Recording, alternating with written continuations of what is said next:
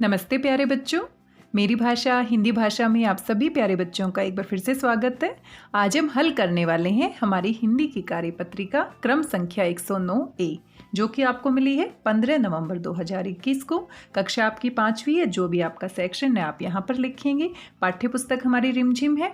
पाठ स्वामी की दादी हम अच्छे से पढ़ चुके हैं। बड़ी ही मज़ेदार सी कहानी है। विद्यार्थी का नाम यहाँ पर आपको अपना नाम लिखना है। शिक्षक या शिक्षिका का नाम यहाँ पर आपको अपने हिंदी के अध्यापक या हिंदी की अध्यापिका का नाम लिखना है। आइए देखते हैं आज की इस कार्यपत्रिका में कौन कौन से प्रश्न आपसे पूछे गए हैं। प्यारे बच्चों, आपने पाठ स्वामी की दादी को ध्यान से पढ़ा, हम इसे पढ़ चुके हैं। आइए अब कुछ नया, रोचक और मज़ेदार सीखते हैं। नीचे दिए गए गद्यांश को ध्यान से पढ़िए और प्रश्नों के उत्तर दीजिए। तो यहाँ पर कुछ पंक्तियाँ हमारे पास दी गई हैं जो कि हमारे पाठ स्वामी की दादी से हैं। इनको हमें ध्यान से पढ़ना है और यहीं से हमसे कुछ सवाल पूछे जा रहे हैं। आइए सबसे पहले इन पंक्तियों को ध्यान से पढ़ लेते हैं। आप चित्र में देख सकते हैं, स्वामी और स्वामी की दादी एक दूसरे से बहुत प्रेम करते हैं, एक दूसरे के साथ सोते हैं, अपनी दिन भर की बातें साझा करते हैं। दादी और स्वामी एक दूसरे को कहानियां भी सुनाते हैं। स्वामी की दादी पाठ में दादी पोते के रिश्ते की मिठास को दर्शाती हुई एक प्यारी सी कहानी है। दादी और पोता दोनों एक दूसरे से बहुत प्रेम करते हैं। स्वामीनाथन की दादी अंधेरे गलियारे की बंद सी कोठरी में रहती थी। तो स्वामी की दादी कहाँ रहती थी? अंधेरे गलियारे की बंद सी कोठरी में रहती थी। 5 दरियां, 3 चादरें, 5 तकियों वाला भारी भरकम बिस्तर, एक पटसन के रेशे का बक्सा और एक लकड़ी का छोटा सा बक्सा उनके सामान में शामिल था। तो दादी के पास बहुत ही कम सामान है। आप देख सकते हैं कौन कौन सा सामान है। 5 दरियां हैं उनके पास, 3 चादरें हैं, 5 तकियों वाला भारी भरकम बिस्तर है, एक पटसन के रेशे का बक्सा है और एक लकड़ी का छोटा सा बक्सा है। एक रात भोजन करने के बाद स्वामी अपनी दादी की गोद में लेटा हुआ बहुत प्रसन्न महसूस कर रहा था। तो भोजन करने के बाद, खाना खाने के बाद स्वामी अपनी दादी की गोद में लेटा हुआ है और साथ में बहुत खुश महसूस कर रहा है। उसने दादी को राजम और मणि के बीच पहले दुश्मनी और फिर दोस्ती की कहानी सुनाई।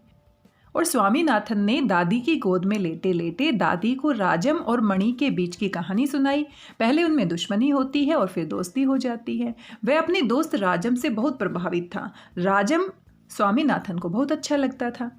तो ये हमारी कुछ पंक्तियां दी गई है जो कि स्वामी की दादी पाठ से संबंधित है। इन पंक्तियों को ध्यान से पढ़ने के बाद आइए देखते हैं कौन कौन से प्रश्न आपसे पूछे गए हैं। आइए देखते हैं सबसे पहला प्रश्न क्या पूछा गया है। पाठ स्वामी की दादी में क्या दर्शाया गया है? अभी अभी हमने इन पंक्तियों में पढ़ा। पाठ स्वामी की दादी में दादी पोते के रिश्तों की मिठास को दर्शाया गया है कि दादी और पोते के बीच में कितना अच्छा रिश्ता होता है। दोनों एक दूसरे से कितना प्रेम करते हैं, एक दूसरे के साथ सोते हैं, कहानियाँ सुनाते हैं। तो यही इस पाठ में दर्शाया गया है और यही हम अपने इस प्रश्न के उत्तर में लिखेंगे। स्वामी की दादी कहाँ रहती थी? अभी अभी हमने पढ़ा, स्वामी की दादी अंधेरे गलियारे की बंद सी कोठरी में रहती थी। स्वामीनाथन की दादी के सामान में क्या क्या शामिल था? तो दादी के पास ज़्यादा सामान नहीं था और कुछ सामान था, गिनती का सामान था। आप दोबारा से यहाँ पर देख सकते हैं क्या क्या था दादी के पास। 5 दरियाँ थी उनके पास, यही हम लिख देंगे अपने प्रश्न के उत्तर में। 5 दरियाँ थी उनके पास, 3 चादरें थी, 5 तकियों वाला भारी भरकम बिस्तर था, एक पटसन के रेशे का बक्सा था और एक छोटा लकड़ी का बक्सा था। उनके सामान में कुल मिलाकर यही सामान था। तो ये सभी आप अपने प्रश्न के उत्तर में यहाँ पर लिख देंगे। आइए आगे बढ़ जाते हैं। आगे क्या पूछा गया है आपसे? उस रात को भोजन करने के बाद स्वामी ने दादी के साथ क्या किया? तो उस रात को भोजन करने के बाद स्वामी दादी की गोद में सो जाता है, बहुत प्रसन्न महसूस करता है और साथ में कहानी भी सुनाता है। किसकी कहानी सुनाता है? राजम और मणि की, पहले दुश्मनी और बाद में दोस्ती की कहानी सुनाता है। तो यही बातें इस प्रश्न के उत्तर में हम लिखेंगे। आगे पूछा गया है, स्वामी अपने किस दोस्त से प्रभावित था?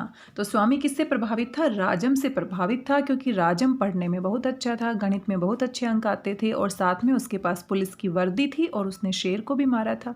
तो इन सभी बातों से वो बहुत प्रभावित था। तो यही सभी बातें हमें इन प्रश्नों के उत्तर में लिखनी है। आइए आगे बढ़ जाते हैं और आप समझ ही गए होंगे। आगे एक चित्र दिया गया है जैसा कि पिछली कार्यपत्रिकाओं में भी दिया गया था। इस चित्र को आपको ध्यान से देखना है। यहाँ पर कुछ बच्चे हैं, एक पौधे की रोपाई कर रहे हैं और यहाँ पर आप देख सकते हैं कि इनके बीच में कोई ना कोई बातचीत तो ज़रूर हो रही होगी। तो क्या बातचीत हो रही है ये आपने अपनी कल्पना से सोचना है और इस बातचीत को बोलकर अपनी कॉपी में लिखना है। गतिविधि के बारे में आप यहाँ पर देख सकते हैं। प्यारे बच्चों, साथ दिए गए चित्र को ध्यान से देखिए। आपको क्या लगता है कि चित्र में दिख रहे बच्चे क्या बात कर रहे होंगे? अनुमान लगाकर उनके संवाद यानी बातचीत को ऊंची आवाज में बोलिए और अपनी कॉपी में लिखिए। साथ में आपके माता पिता के लिए सुझाव है, बच्चों को अपने दादा दादी के साथ समय बिताने और उनसे कहानियां सुनने के लिए प्रेरित कीजिए। अगर आप अपने दादा दादी के साथ रहते हैं, नाना नानी के साथ रहते हैं, तो आप उनसे रात में कहानियां सुन सकते हैं, जैसे कि स्वामी और दादी एक दूसरे को कहानियां सुनाते थे। और अगर आपके दादा दादी आपके साथ नहीं भी रहते हैं तो कोई बात नहीं, आप अपने मम्मी पापा से भी कहानियां सुन सकते हैं, अपने दिन भर की बातें उनके साथ साझा कर सकते हैं। तो बच्चों, आपको कार्यपत्रिका मज़ेदार लगी ने? अब बताइए कि आज आपने क्या सीखा। तो आज हमने स्वामी की दादी पाठ से कुछ पंक्तियों को पढ़ा और उन्हीं के आधार पर कुछ प्रश्नों के उत्तर दिए, और साथ में एक गतिविधि है जिसमें क्या बातचीत हो रही है ये आपने सोचना है और खुद से लिखना है। आज की इस कार्यपत्रिका में बस इतना ही। बड़े ही आसान से प्रश्न थे, आसानी से आप इनको हल कर लेंगे। कोविड-19 के दौरान आप अच्छे से जानते हैं अपने हाथों को साबुन और पानी से नियमित रूप से धोना है, खुद भी सुरक्षित रहना है और सभी को सुरक्षित रखना है। आज की इस कार्यपत्रिका में बस इतना ही। मिलते हैं किसी नई कार्यपत्रिका के साथ अगले वीडियो में। तब तक स्वस्थ रहिए, व्यस्त रहिए, मस्त रहिए, खुश होकर पढ़ते रहिए। मेरी भाषा हिंदी भाषा परिवार के साथ जुड़ने के लिए आप सभी का धन्यवाद, बहुत बहुत धन्यवाद।